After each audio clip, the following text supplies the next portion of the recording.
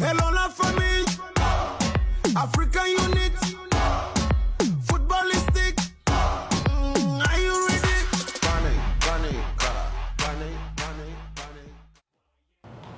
Mesdames et messieurs, bonjour. Merci de nous rejoindre sur les antennes de la Belle Radio et Télévision pour votre émission dédiée à la 32e édition de la Coupe d'Afrique des Nations qui se déroule en Égypte. Avec moi sur ce plateau, Aziz Adewale Chondi, bonjour. Bonjour Marie-Paul, bonjour à tous. Mais également François Amégas, ancien capitaine de l'équipe nationale du Gabon, bonjour.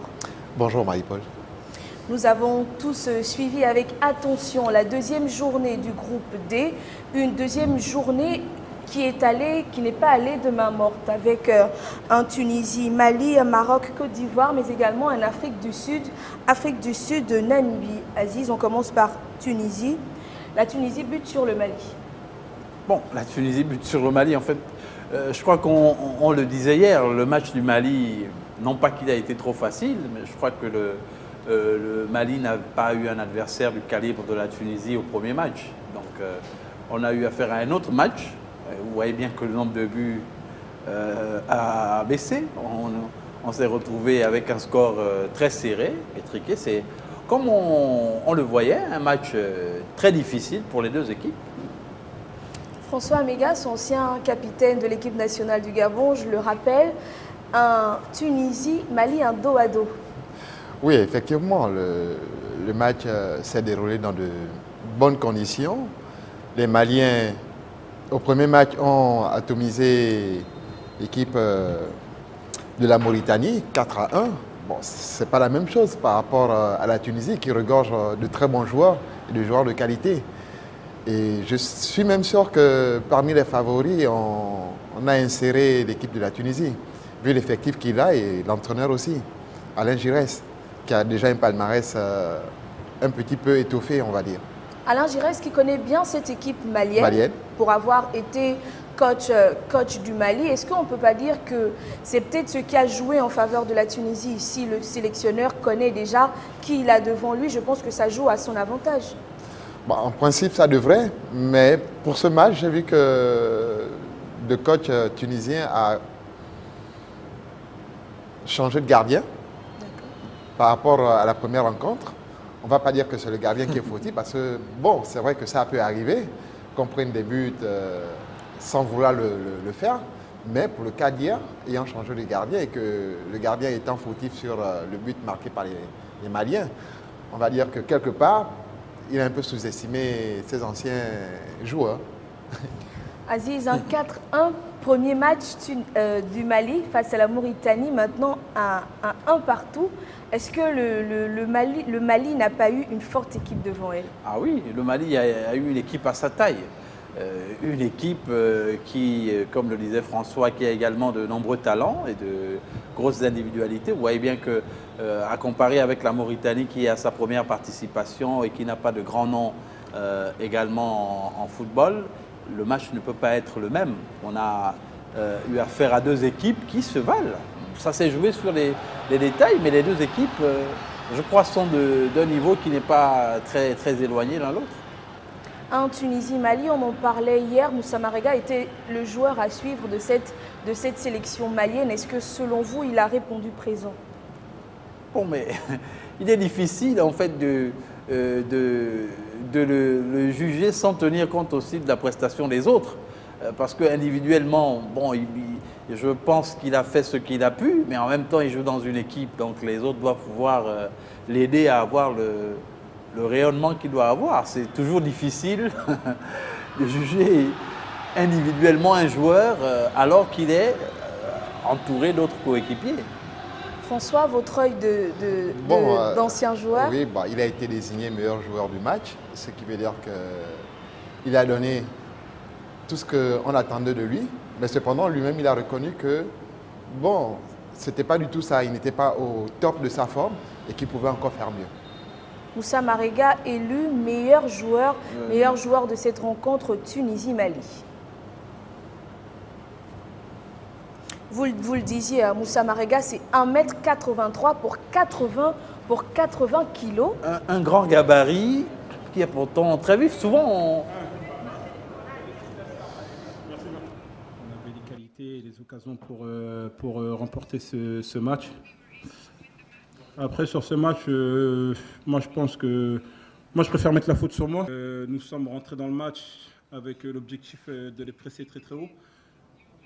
Maintenant, à un moment donné, on voyait qu'on courait un peu trop dans le vide, donc on a préféré jouer un peu plus bas. Pour l'instant, je pense qu'avec 4 points, on est presque sûr d'être en huitième de finale. Moussa Marega, je le disais, 1m83 pour 80 kg, un maillon fort de cette équipe malienne. Un colosse. En général, les joueurs qui sont de grande taille avec un tel poids sont vus comme des gens moins vifs que ceux qui sont de petite taille. Mais bon, là, on a affaire quand même à quelqu'un qui rappelle peut-être Yekini Rachidi que vous avez affronté. Ah oui, qui avait la même taille, mais allait très vite. Tout comme Moussa Marega, je sais qu'il va très vite, malgré le poids et la taille qu'il a. Ce qui est un atout qui permet à l'équipe de mieux se comporter dans le terrain et pendant le match. C'était le deuxième match, on le rappelle, de l'équipe malienne en Tunisie-Mali qui s'est soldé sur un but partout des deux sélections. Et puis, à côté de ça, on a eu un choc. Un Maroc-Côte d'Ivoire, François. Une équipe marocaine emmenée par Hervé Renard. Hervé Renard qui lui également connaît bien cette équipe de Côte d'Ivoire. Oui, effectivement, pour avoir passé une année à son sein, il a eu l'occasion d'amener cette équipe en finale avec la Côte d'Ivoire. Et aujourd'hui, il est avec le Maroc.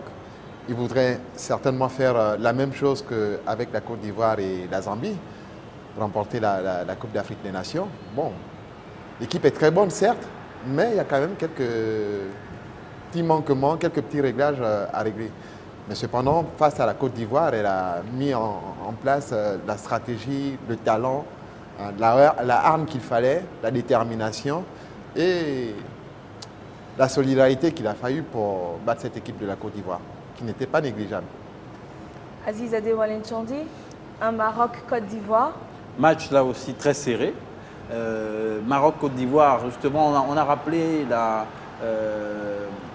l'hésitation de Hervé Renard pendant la conférence de presse. Il a été un peu gêné justement de parler de la Côte d'Ivoire qu'il connaît bien, mais on a finalement compris pourquoi. Parce qu'il a certainement préparé un bon plan pour venir à bout de cette équipe de Côte d'Ivoire qu'il connaît assez bien, pour être resté à la tête pendant une année. Maintenant, ça va peut-être aussi permettre à l'équipe de Côte d'Ivoire de se remettre en question. Comment on peut expliquer, parce que pour moi ça reste plutôt un échec, que la Côte d'Ivoire se sépare du Maroc sur un but partout. Comment on pourrait expliquer la défaite de cette Côte d'Ivoire-là? Bon, c'est difficile de dire élément par élément la défaillance qu'il y a eu pendant cette rencontre-là. Mais ce que je peux dire, c'est que l'équipe ivoirienne regorge pourtant de très bons éléments, notamment en PP, Kodja, qui sont des éléments de très bonne valeur. Mais cependant, ils n'ont pas pu se mettre en valeur pendant le match parce que les Marocains les ont empêchés de jouer. Les Marocains les ont empêchés de marquer.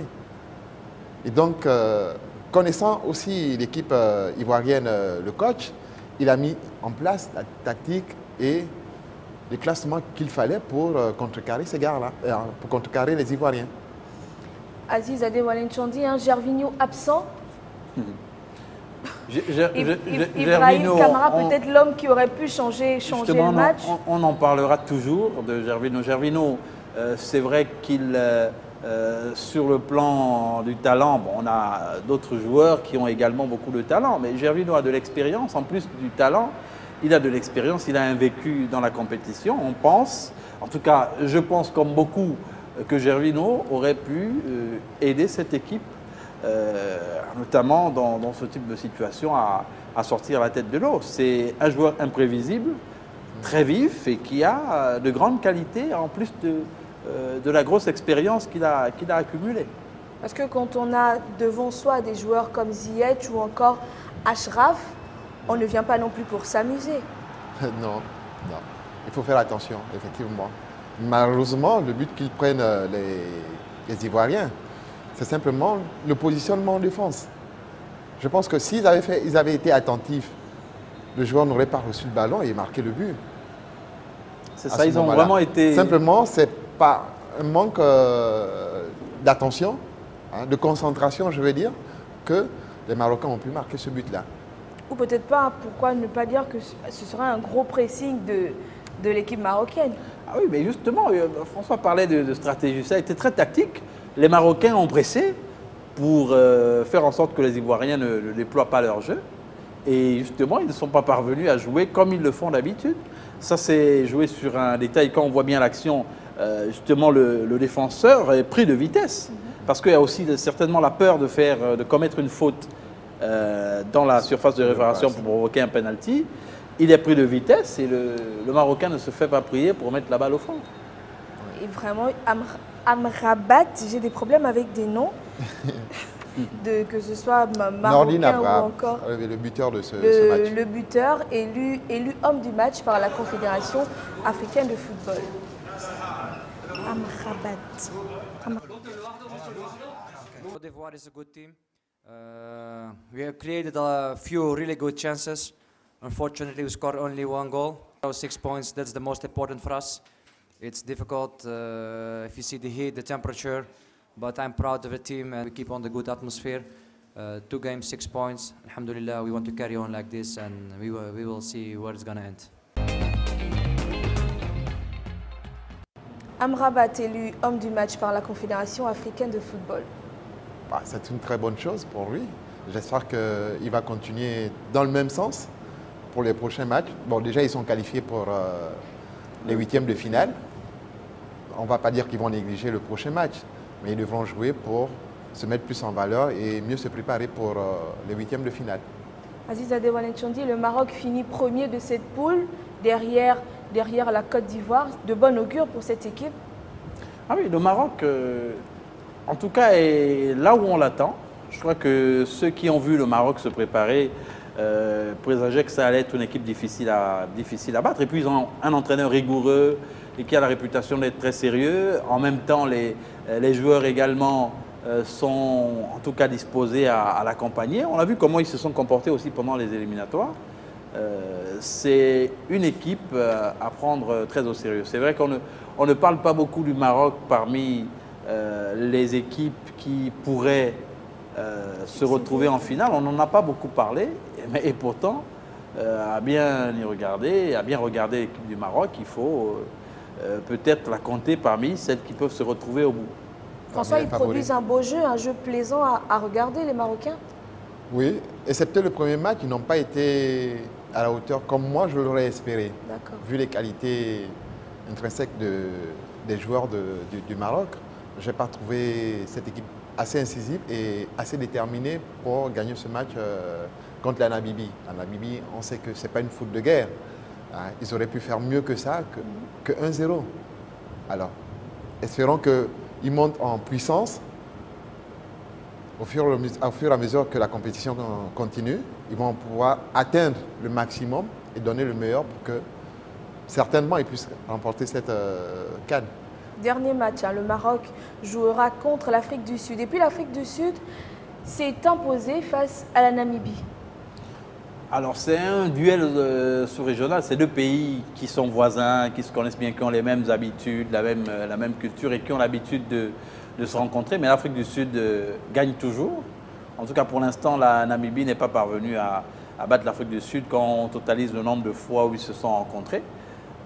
Et ça me paraît logique que l'Afrique du Sud s'impose, ils sont mieux organisés et ils ont en tout cas un football qui est mieux structuré que celui de la Namibie.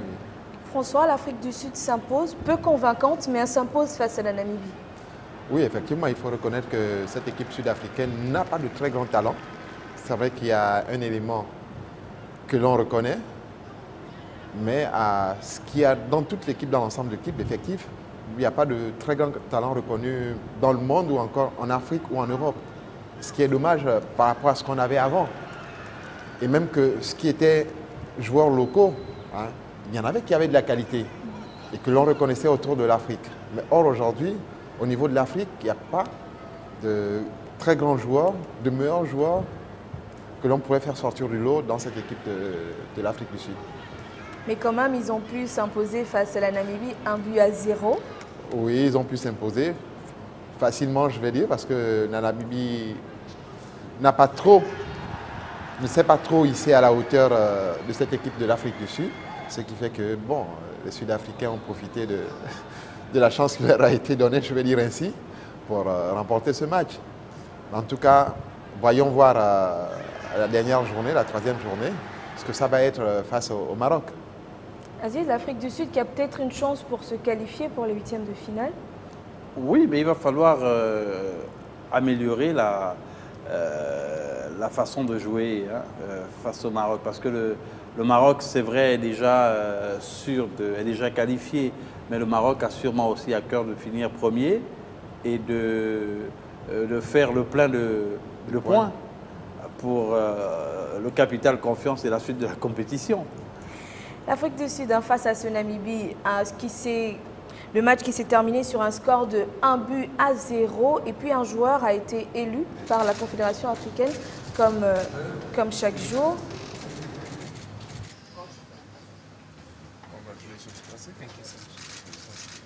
We expect a tough game. We expect a better game. I think we are work in process and we're just taking game by game. So it was a better game than the previous one.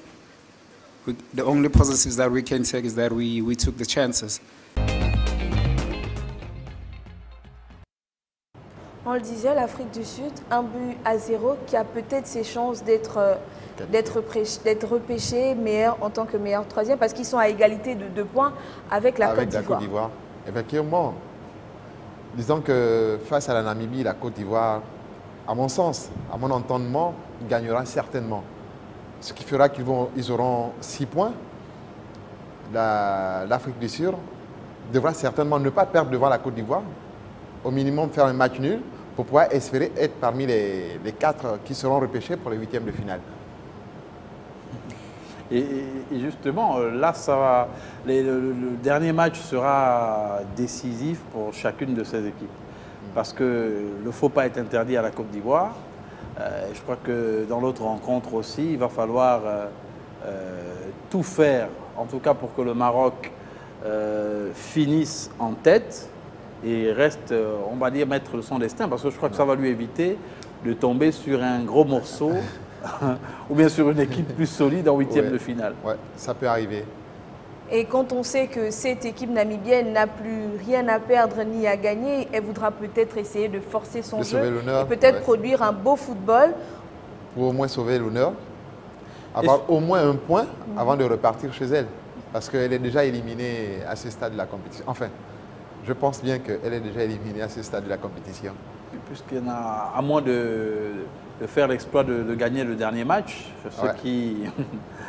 ce qui serait un petit miracle quand même.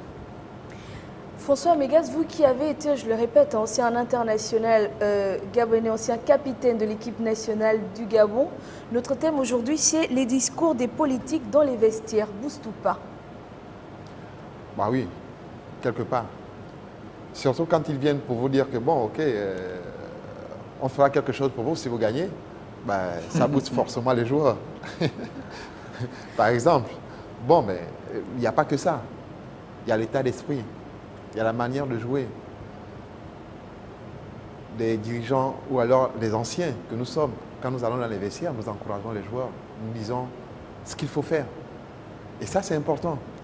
C'est important pour toute équipe dans le monde entier.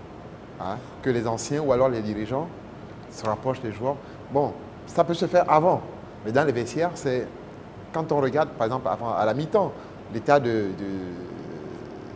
l'équipe et comment elle se comporte, on vient faire quelques remarques, mais aussi encourager, mais plus encourager, parce que c'est très important. Ça remonte le moral à la troupe. Aziz, les politiques dans les vestiaires, boost ou pas? Bon, mais vous savez que le football est un sport populaire. Hein. Il y a, les hommes politiques aiment bien coller leur image aux équipes de football parce que, en général, quand elles gagnent, c'est à leur avantage. C'est bien de...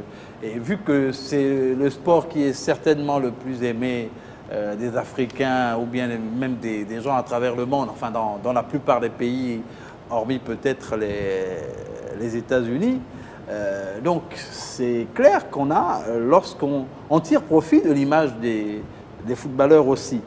Bon, lorsqu'on va dans les vestiaires, comme le disait François, et que lorsqu'on est dans le vestiaire et qu'on reçoit des politiques, oui, ils viennent faire des promesses, etc.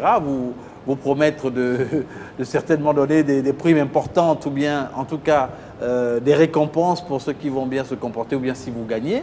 C'est vrai que là aussi, c'est déterminant pour le moral et que ça peut pousser à faire plus d'efforts pour gagner. On l'a vu dans un Bénin-Ghana, on a vu le ministre des Sports béninois dans le vestiaire, on l'a vu le ministre sénégalais des Sports également dans les vestiaires. Il était là pour booster les Lions de la Teranga, comme son homologue du Bénin était là également pour booster les écureuils. On voit dans l'élément et puis on revient tout juste après pour le décryptage. Après 24 heures de repos, les titulaires du premier match ont repris du service en compagnie des remplaçants. Les Lions ont répété leur gamme loin des regards indiscrets. La séance d'entraînement n'était ouverte que pendant 15 minutes à la presse. Le ministre des Sports fait partie des rares privilégiés qui ont assisté aux ateliers de l'équipe nationale. Il y a la sérénité qui est là, le staff technique est en train de faire le travail nécessaire. Bien évidemment, la fédération est au cœur de tout cela. Les Sénégalais qui sont là aussi, qu'on a rencontrés hier, nous avons réitéré l'appel du chef de l'État pour que tout le monde soit ensemble derrière l'équipe nationale. À 48 heures du match contre les Fennecs d'Algérie, la concentration est de mise dans la tanière. L'enjeu de la rencontre est connu de tous. Joueurs, staff et autorités sont sur la même longueur d'onde. C'est un grand match parce que l'Algérie et le Sénégal, c'est toujours un derby. C'est un match technique. Je pense que tous ceux qui aiment le football viendront voir. Parce que ça ne sera pas un match qu'on va vendanger comme ça, tirer par-ci, ça sera trop technique. Et jusqu'à la preuve du contraire, je sais que le Sénégal va battre l'Algérie. Après la séance d'entraînement, la confiance et la bonne humeur se lisaient sur les visages. Certains joueurs en ont profité pour prendre des photos avec les fans. Ambiance d'un groupe qui vit bien jusque-là. Nous rappelons que c'était là bien avant le match Sénégal qui opposait les Lions de la Teranga à l'équipe tanzanienne. À l'équipe d'Algérie. À l'équipe d'Algérie, pardon. Je me pose la question, est-ce que les politiques ont besoin, pour vous François, qui avez été un international, est-ce qu'ils ont besoin de s'immiscer, parce que là moi je dis que c'est s'immiscer hein, dans les vestiaires de ces joueurs-là. Ils savent pourquoi ils sont là, ils savent ce qu'ils ont à faire. Ils n'ont pas besoin qu'un ministre rentre dans les vestiaires pour pouvoir leur dire ce qu'ils doivent faire. Bon, normalement, ce qui devait se faire, c'est plutôt avant les vestiaires. C'est-à-dire lors du regroupement ou lors de la fin d'une séance d'entraînement, qu'une visite par hasard d'un ministre qui vient pour encourager les joueurs.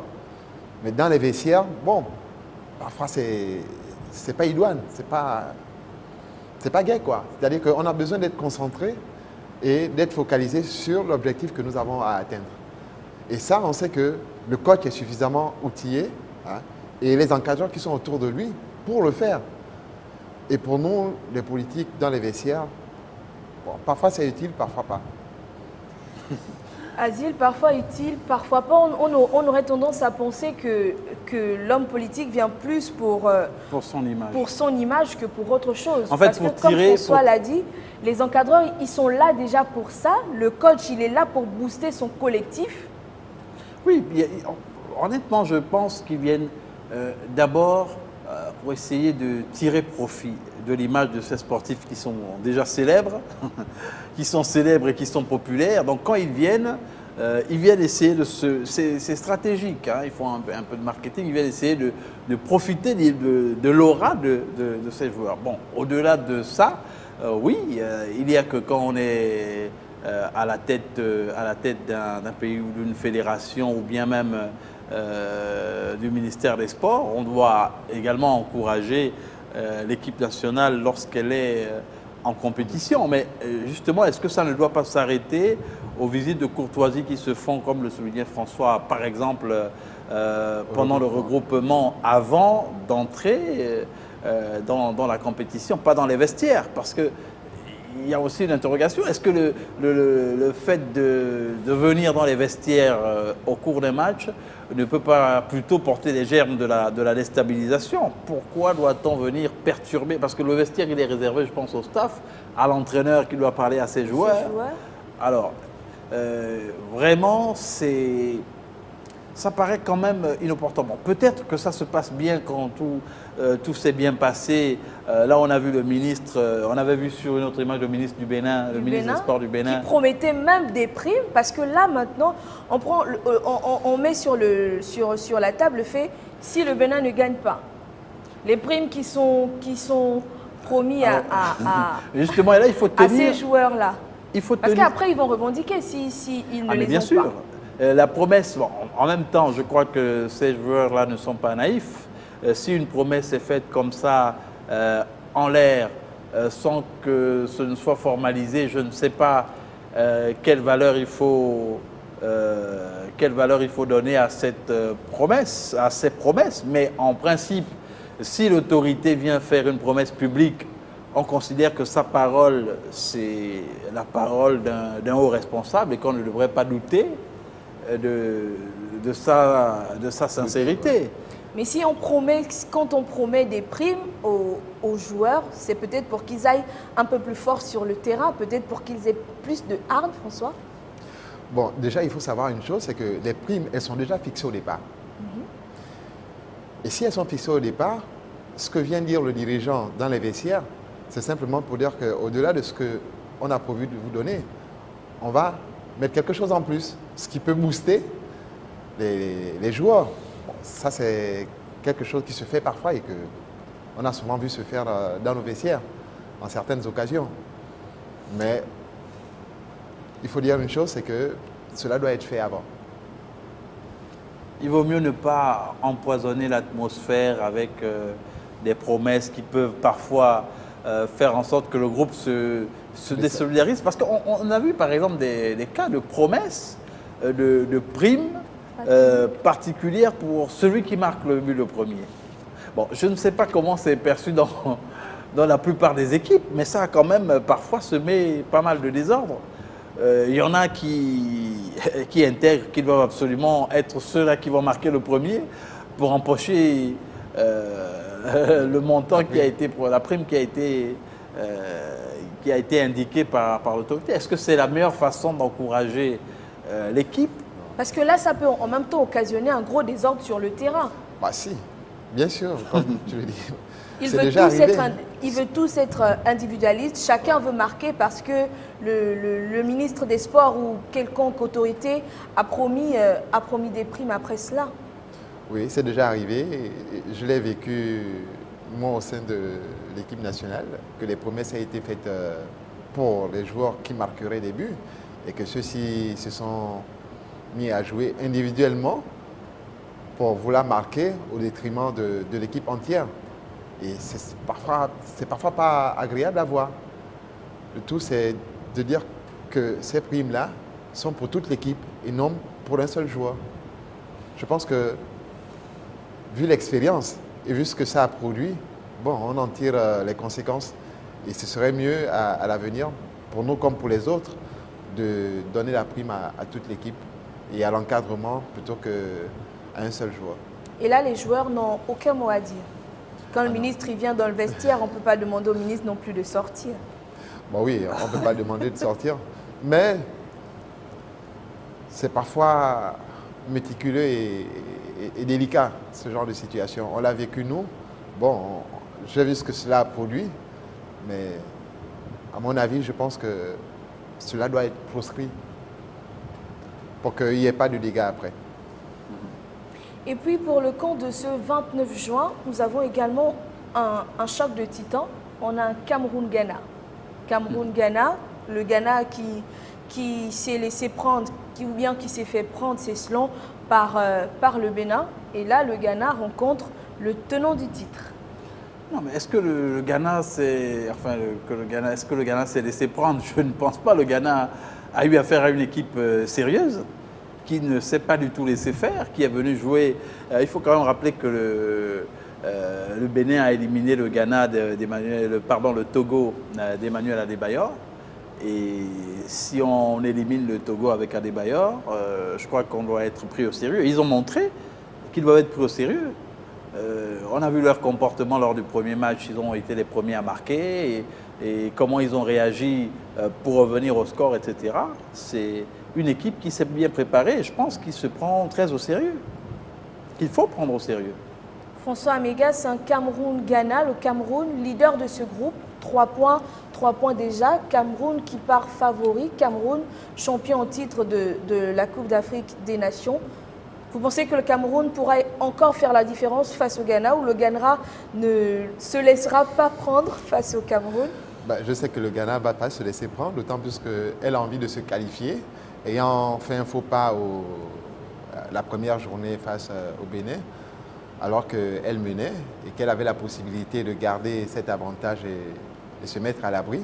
Malheureusement, ils ont été rattrapés par cette équipe béninoise qui n'est pas négligée, parce qu'en son sein, elle a de bons éléments, tout comme le Ghana. Mais il faut dire que par négligence, les Ghanéens se sont laissés prendre dans le jeu des Béninois et ont fait ce match nul qui leur coûte aujourd'hui et qui vont devoir s'opposer à une grande équipe du Cameroun, bien sûr, qui est prête à refaire la même chose qu'en 2017. Cameroun qui compte en son sein des Choupo-Moting, des Bassogog. Oui, effectivement, des joueurs, on va dire déjà expérimentés et qui ont vécu la CAN, sauf pour Choupo-Moting, qui n'a pas joué la CAN en 2017. Mais néanmoins, la valeur, la qualité de ce joueur est un atout pour l'équipe du Cameroun. Aziz Adewale Tchondi, le Ghana devra compter sur des joueurs comme les frères Ayou. Les frères Ayou. Est-ce que ces joueurs-là pourront se démarquer et créer la différence individualité ou collectif? En tout cas, les frères Ayou, la dernière fois, je disais avoir pas été surpris parce que c'était un joueur talentueux, André Ayou, mais j'ai été quand même surpris de voir qu'il est toujours aussi frais qu'avant. C'est vrai qu'il n'est plus, il n'est peut-être plus dans un championnat qu'on voit beaucoup de notre côté ici, mais il a les mêmes réflexes. Hein. On le voit toujours vif, gaucher qui marque des buts, et ce serait, je pense, une erreur de ne pas tenir compte de son état de forme actuel, puisqu'il a marqué. D'ailleurs, les deux frères ont marqué, pour le premier match. Donc, il faut considérer qu'ils sont là et il va falloir les prendre pour des adversaires qui peuvent faire parler la poudre à n'importe quel moment. André Ayou, joueur à suivre pour ce match Cameroun-Ghana. Ce samedi, le Cameroun et le Ghana s'affrontent dans le choc du groupe F. Du côté du Cameroun, il faudra bien veiller sur André Ayou. En Égypte, le Ghanéen remet le couvert et caresse l'espoir de glaner le trophée comme son père en 1982. André Ayou tutoyait les sommets de la Ligue 1 avec l'OM sous la coupe de Marcelo Bielsa en 2015. Le voilà désormais prêté par Swansea à Fenerbahçe. De retour en 2018 à l'occasion d'un match de qualification pour la CAN 2019 face à l'Éthiopie, André et Jordan Ayou reprenaient leur aise et leurs bonnes vieilles habitudes de chef de file des Black Stars du Ghana. Revenu en grande pompe avec les Black Stars, brassard de capitaine autour du bras, André Ayou prend une sacrée revanche sur un destin qui semblait lui échapper. Reste maintenant à porter haut les couleurs de son pays face au Cameroun, dans un rôle qu'il a connu en 2009 lorsqu'il remportait, avec ses jeunes amis, la Coupe du Monde des U20. Semer le doute face à cette équipe du Cameroun. Les qualités qui sont les siennes, il est capable de faire la différence à tout moment. C'est un joueur, n'est pas négligé. Vu les qualités qu'il a, pas autant que son frère, mais vu les qualités qu'il a, c'est un joueur à suivre comme du lait sur du feu. Ouais. En tout cas, pour les Camerounais, ils devraient se méfier de lui. C'est un gaucher. Les gauchers ont la réputation de faire très mal, même quand on ne s'y attend pas. Vous voyez le but qu'il a inscrit, enfin le but égalisateur contre le Bénin. c'est quand même, il est difficile d'imaginer qu'à ce moment-là, il va se retourner et pouvoir mettre la balle au fond. Mais vraiment, on ne s'y attendait pas et en général, les gauchers marquent en procédant comme ça, en surprenant un peu. Voilà, ils sont en tout cas imprévisibles et capables de dérouter les gardiens et les adversaires. André Ayew, en plus de cela, c'est un fin technicien, un dribbleur. Donc, il faudra faire très attention. On va s'adonner au jeu des pronostics, même si je sais que vous ne les aimez pas particulièrement. Un Ghana-Cameroun. Alors, Ghana-Cameroun, on a en face du Ghana le champion en titre. Donc, on peut considérer que le champion en titre devrait logiquement s'imposer. On va dire 1-0. François, un Ghana-Cameroun, vos pronostics? Moi, je dirais l'inverse. Le Ghana va s'imposer 1-0 plutôt. Bon, déjà que le Cameroun est bien parti, donc je pense que même avec un match nul, le Cameroun n'a pas droit peut-être à une défaite. Oui, absolument. Pas de défaite. Défaite interdite pour l'équipe du Cameroun. Si elle veut rester et aller en huitième de finale, il faudra au moins avoir 4 points, sinon 6 points pour être qualifié. Pour ne pas marcher sur les pas des pays comme la Côte d'Ivoire qui sont sortis en phase au premier tour de Coupe d'Afrique. Ouais. Et puis face à Cameroun-Ghana, on a un Bénin-Guinée-Bissau, Aziz. Un match très ouvert, parce que la Guinée-Bissau joue bien au football aussi. On voit que les Bissau-Guinéens ont un jeu collectif, technique. On apprécie la façon dont ils jouent. Il y en a qui les prennent ou bien qui les assimilent aux Brésiliens, à des Brésiliens, parce que bon, ils ont une façon très plaisante de jouer. Maintenant, en face, il y a le Bénin qui quand même compte des joueurs qui ont plus d'expérience de mon point de vue. Peut-être pas l'expérience de la Coupe des Nations, forcément, mais qui ont des joueurs qui ont des qualités et qui jouent dans certains championnats intéressants. Donc ça devrait être en principe à l'avantage du Bénin. François, un Bénin, Guinée-Bissau, la Guinée-Bissau peut s'imposer ou le jeu que l'on a vu du Bénin, les écureuils du Bénin, ils nous ont montré un beau jeu face au Ghana. Est-ce qu'ils peuvent faire la même chose face à la Guinée-Bissau pour pouvoir s'imposer dans cette poule? Bon, je pense que s'imposer dans cette poule, ce sera vraiment difficile pour le Bénin et la Guinée-Bissau. Déjà, en s'affrontant toutes les deux ces équipes, je doute fort que le Bénin puisse battre la Guinée-Bissau. Je pense plutôt à un match nul qu'une victoire du Bénin, ou alors que plutôt que la Guinée-Bissau va l'emporter sur le Bénin. Vu les qualités que cette équipe possède, c'est vrai qu'elle n'a pas de très grande individualité, mais quand même, par le jeu qu'elle produit cette équipe, ils sont même en mesure de pouvoir faire la différence. Le Bénin qui compte en son sein des joueurs tels que Michael Poté. Oui, Michael Poté, il y a bien d'autres qui se sont distingués et qu'on a vu émerger lors du premier match. Mais je crois que en attaque, celui qui a paru le plus percutant, c'est Michael Poté, qui a de belles qualités à faire valoir. Maintenant, on espère qu'il sera aussi efficace que lors du match contre le Ghana. Parce que là, en face, il va y avoir une équipe très technique qui fait aussi beaucoup de passes courtes, qui a également d'excellents des joueurs qui manient très bien le ballon.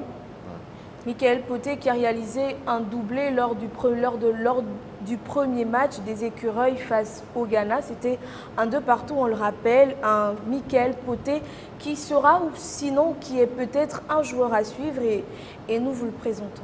Et puis le Bénin a fait sensation mardi à Ismaïla en tenant la dragée haute au Ghana de 2-2. Au terme d'un match rythmé et très ouvert, comme du bon vin, Michael Poté se bonifie avec les années. Ses 34 ans ne constituent nullement pour lui un handicap pour toujours faire parler de lui en bien. Michael Poté, qui en est à sa deuxième CAN avec les Écureuils du Bénin, veut rentrer dans l'histoire de la compétition, réalisant des exploits. Et l'intéressé n'a pas attendu pour mettre les actes en accord avec les discours, en marquant le but le plus rapide du tournoi, puis en réalisant le doublé pour son équipe. Avec ses 2 buts, il devient le premier Béninois à réussir pareil exploit en phase finale de Coupe d'Afrique et pointe à la 4e position des meilleurs buteurs des Écureuils du Bénin avec un total de 9 buts. Bon dans l'axe et doué aussi sur les côtés, Michael Poté termine meilleur buteur de cette première journée des matchs de poule et devient le joueur le plus âgé à inscrire un doublé dans cette compétition depuis l'Égyptien Ahmed Hassan, 35 ans à l'époque en 2010. En bon donateur, Michael Poté sera d'un atout très important pour son équipe dans l'atteinte des objectifs définis au départ. Il a 34 ans et pour le moment, il rivalise avec les plus jeunes. Oui, mais je crois qu'à 34 ans, on n'est pas totalement fini, François. Non, pas encore. Moi, j'ai terminé avec l'équipe nationale à 35 ans. La dernière CAN Nigeria-Ghana en 2000. Alors, vous voyez il n'y a pas si longtemps que ça. Hein. Oui, il n'y a pas si longtemps que ça. C'était ma dernière CAN. En tout cas, à 35 ans, on a de beaux restes et on voit qu'il est s'est chevauché, sa pointe de vitesse. C'est encore quelqu'un qui fait mal aux défenses. Et la preuve, c'est que lors du match précédent, il a fait un doublé. Il a inscrit 2 jolis buts. On va dire un renard de surface. Vu l'âge qu'il a, l'ancienneté, l'expérience qu'il a, facilement, on a cette possibilité de s'immiscer dans la défense et marquer des buts. Et on va dire que peut-être qu'il profite également du fait que Stéphane Sessegnon ne soit pas là pour briller en même temps. Ah non, peut-être que ça, la présence de Sessegnon n'empêcherait pas de briller. Bon, maintenant, le leader de l'équipe, c'est vrai que c'est Stéphane Sessegnon qui est, on le rappelle, encore suspendu pour ce match. Je crois qu'il devrait faire son retour au prochain match. Mais il a sa place, il devrait avoir sa place à côté de Stéphane Sessegnon. Et il devrait pouvoir se compléter. Rendez-vous est pris, du moins quand il sera à 19h pour ce match entre le Bénin et la Guinée-Bissau. Mais nous avons également dans le compte de cette journée un Mauritanie-Angola. Mauritanie qui, les Marabitous n'ont pas montré un jeu, du moins ce qui fait peur. Hein. Oui, dans leur poule. Premier match 4-1 face au Mali. Bon, l'Angola s'est sauvé face à l'équipe de la Tunisie en égalisant et en faisant match nul. Bon, ce qui veut dire que l'Angola est favori pour ce match, on va dire, vu la manière de jouer, les éléments, les individualités que cette équipe possède. Je donne Angola favori pour cette rencontre. Oui, l'Angola a justement des chances de s'imposer. Et je crois que psychologiquement aussi, les Angolais sont dans de meilleures dispositions parce que quand on a pris 4 buts au premier match, je crois que ça joue sur ça joue sur le moral. On se retrouve avec un goal average quand même voilà, de -3. L'Angola à 1 point, l'Angola a beaucoup plus à espérer. Les Angolais peuvent se battre et même se contenter d'un match nul peut-être pour essayer de mieux aborder le dernier match en espérant que ça va mieux se passer. Donc les Angolais sont encore dans la course, oui. Alors que ça, on peut le dire. Voilà, parce qu'on a vu Mauritaniens...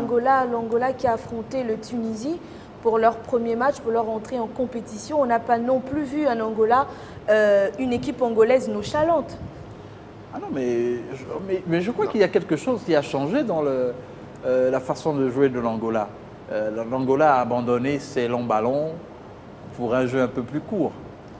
Oui, vous savez qu'au fur et à mesure que les années passent, les habitudes changent. Et la meilleure habitude est celle de ne pas balancer le ballon et courir après. C'est faire circuler le ballon, chercher à récupérer le ballon, marquer des buts. Et c'est ce que toutes les équipes font en général. Et l'Angola s'y est mis aussi. Et elle joue pas aussi mal que ça. Elle a à son sein 2 ou 3 individualités, mais certes, c'est déjà suffisant pour faire de bons matchs et pouvoir gagner. L'Angola qui va peut-être pas avec beaucoup de joueurs connus. On a Bastos qui joue à la Lazio, au championnat italien, un de nos joueurs assis. Vous pensez que l'Angola va plus jouer sur le collectif ou plutôt sur ce genre d'individualité? Je crois qu'il faut se méfier des équipes comme l'Angola. On ne les voit pas arriver. Je crois qu'elle va miser sur le bloc équipe, l'équipe d'Angola. Parce que, bon, justement, on ne connaît pas de l'Angola de joueurs voilà, de stars, comme c'est le cas pour certaines équipes. Donc, je crois que l'Angola va miser sur le collectif et peut-être s'appuyer sur le collectif pour essayer de gagner. L'Angola a un joueur peut-être que l'on ne connaît pas assez. Il est dans le championnat, il évolue dans le championnat italien, en l'occurrence à la Lazio de Rome. C'est Bastos, découvrant, et puis on revient tout juste après. Casé dans le groupe O, relevé aux côtés du Mali, de la Tunisie, l'Angola tentera de jouer les troubles fêtes et de sortir de sa poule pour la première fois depuis 2010 afin de goûter au 8e de finale. Pour cela, le sélectionneur des Palancas Negras en appelle à un gros contingent de joueurs évoluant au pays. Néanmoins, des joueurs d'expérience et de talent comme le défenseur de la Lazio, Bastos Kisanga, ou encore l'attaquant de Rio Ave, Gelson Dalla. L'équipe angolaise dispose de joueurs athlétiques et qui savent manier le ballon. L'Angola qui est pour le moment en 3e position. 1 point pour le match nul d'avec la Tunisie.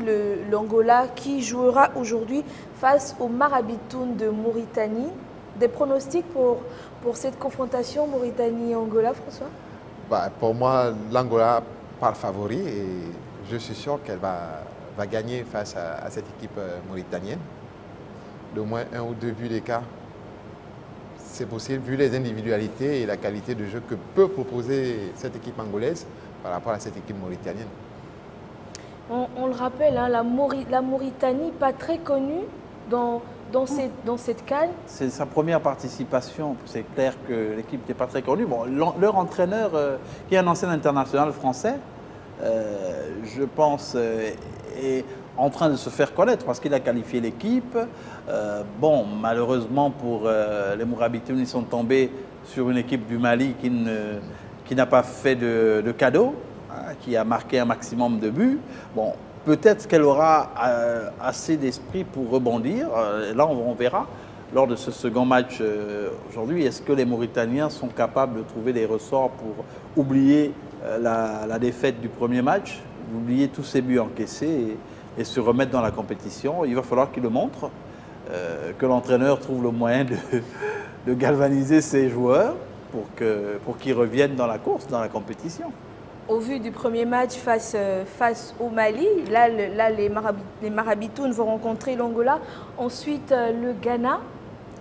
Pas chose facile pour eux de sortir de Ils n'ont pas beaucoup de poule. chance pour cette première participation, hein, quand même. Parce que tomber sur des équipes comme le Ghana, et le Ghana aime bien avoir affaire aux équipes qui jouent sans fermer le jeu.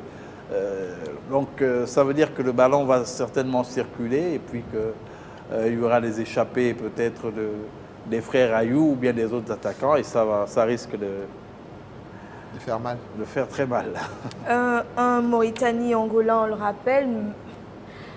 Le jeu des pronostics, Aziz, même si vous ne l'aimez pas, je vous rappelle. Alors, Mauritanie-Angola, non mais on considère que l'Angola devrait logiquement s'imposer par quand même au moins un but à 0. Un but à 0, moi je pense que c'est peu, hein, quand même.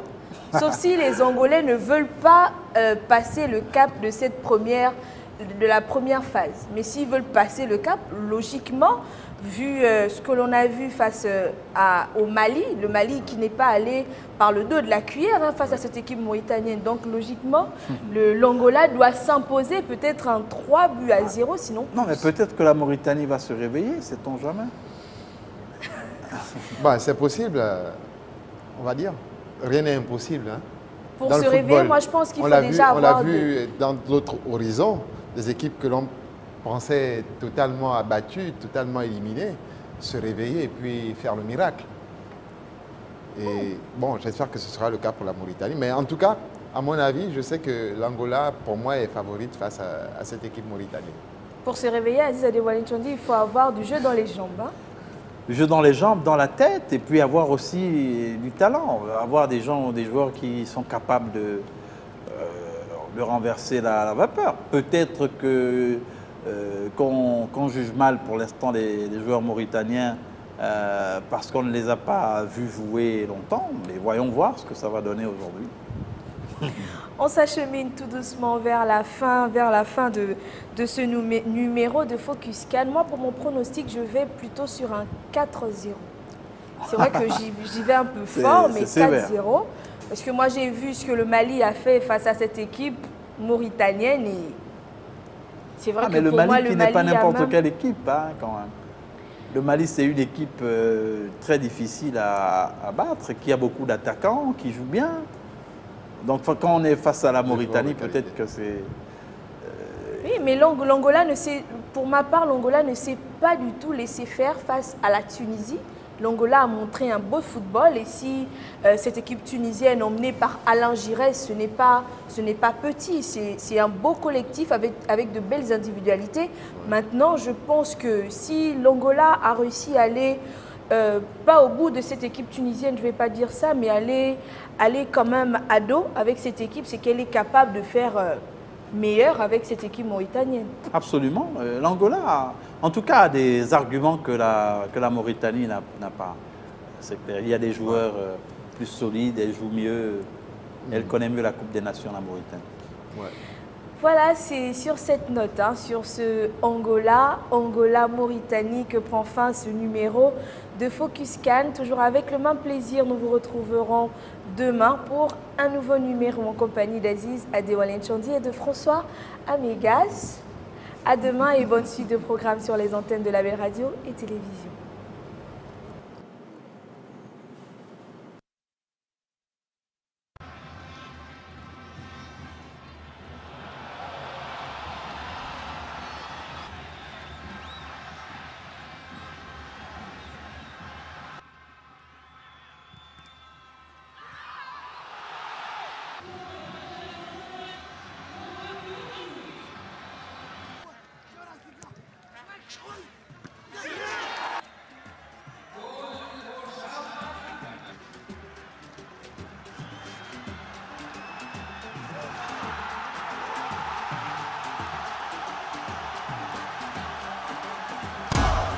Hello la famille, African Unit.